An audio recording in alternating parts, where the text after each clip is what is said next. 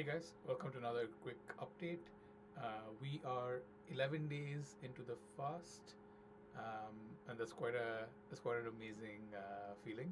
Um, so quickly, health updates in terms of metrics. So yes, very significant change since the fast started. This isn't even looking at what we were at the start of the journey. This is just physical change since the fast started. Again, a lot of this is water weight. I know a lot of it will come back. At this point, 11 days in, I think one has lost just shy of 4 kgs of fat. So hopefully, with good dietary habits, that is retained, but the rest will come back. Anyway, it's a good feeling in these days to see your body slim down, and it just gives you a future vision of where things could get to if one persists on a healthy path. Um, but yeah, imagine if this is what the exterior looks like, which is easy to capture. Imagine what's happening on the inside, right? Like that's the really exciting part. All the cleaning, all the scrubbing in the whole body, and I have to keep reminding myself and all of you that that's the main reason for these long fasts.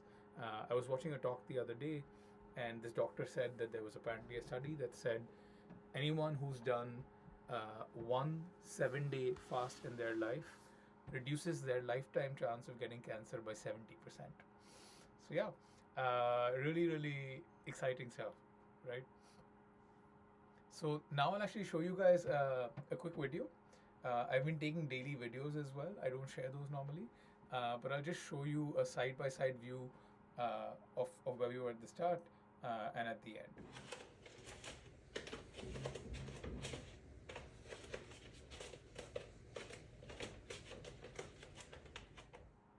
So yeah, hope that was fun. And now in terms of weight, about 7.2 kgs lost during the fast. Um, Waist 5.3 centimeters have been lost, and hip finally, there's been like a sudden drop from like the 105 centimeters. It's dropped to the 102.5, 103 range. So there as well, we've seen a 5.2 centimeter reduction. And in terms of the observations over the last 3-4 days,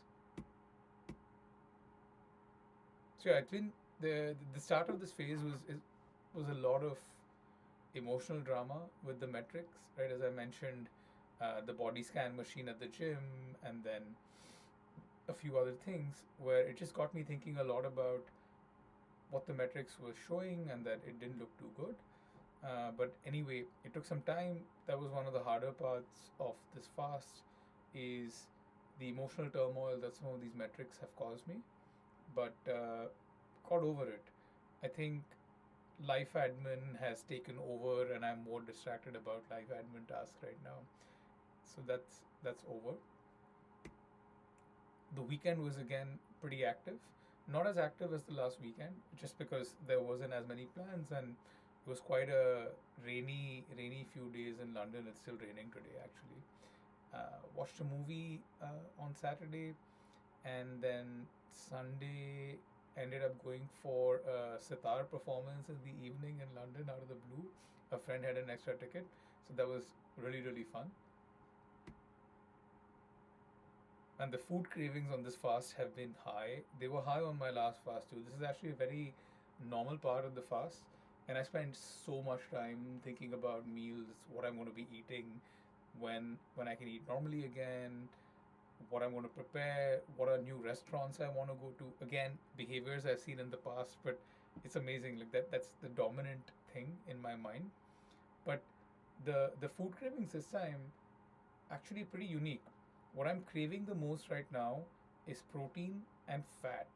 So I think it's a super clear signal from the body that that's what it really wants.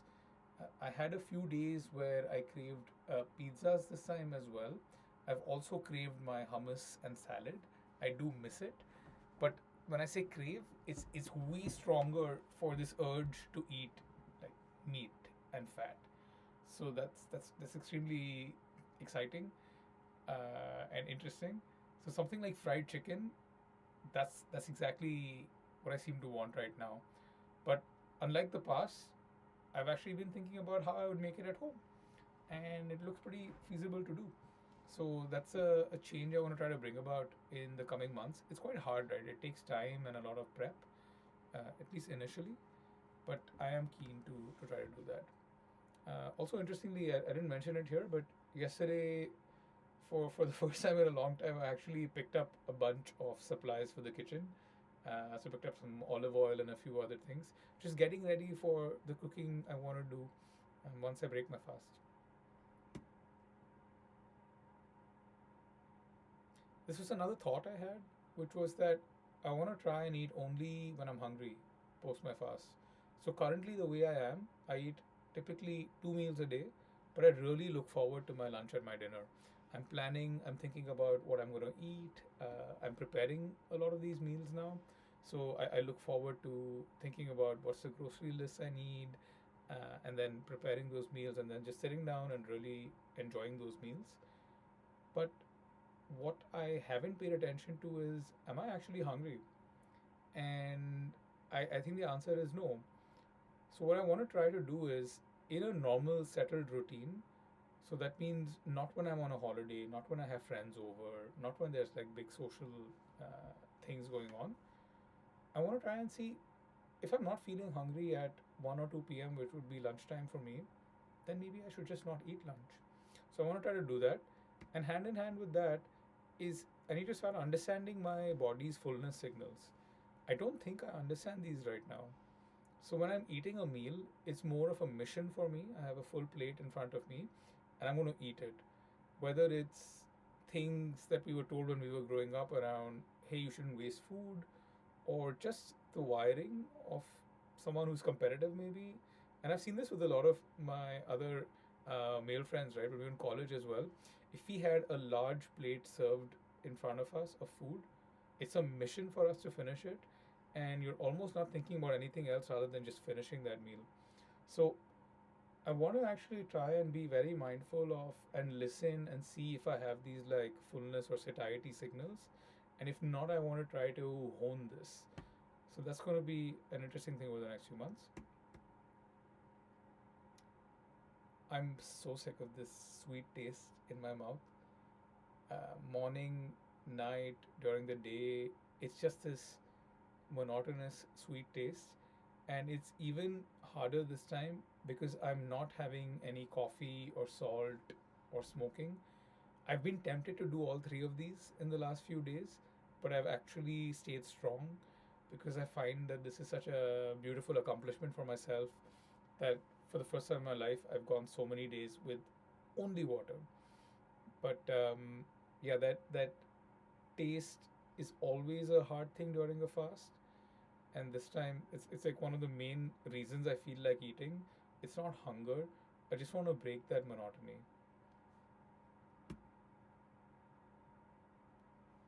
Yeah, yesterday, day 11, I just felt extremely tired. I came to the office, I sat at my desk, I just could not think straight. I still pulled through till about 3:30 p.m.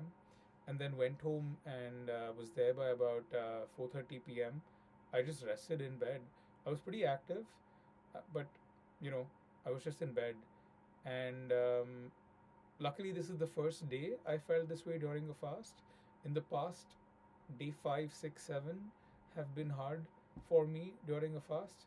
So I'll take it, right? Like 1 day out of 11 days of fasting, it's not bad.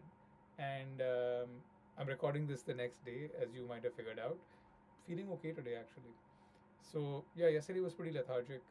And I think what this has to do with is maybe it's just the body going through some cleanse, but also Sunday night after that sitar performance, I got home pretty late. It ran over. I got home late, but I was still up early in the morning. So I don't think I rested enough. And my observation has been that I'm actually in bed and resting about 10 hours a day. So I'm resting a lot more than I normally would on my daily routines. And I didn't do that on daytime. So maybe that had something to throw me off. And I just need to be mindful of the rest that my body needs during this phase. That's it. Thank you guys. Stay healthy. And we'll be back again with an update. See you soon.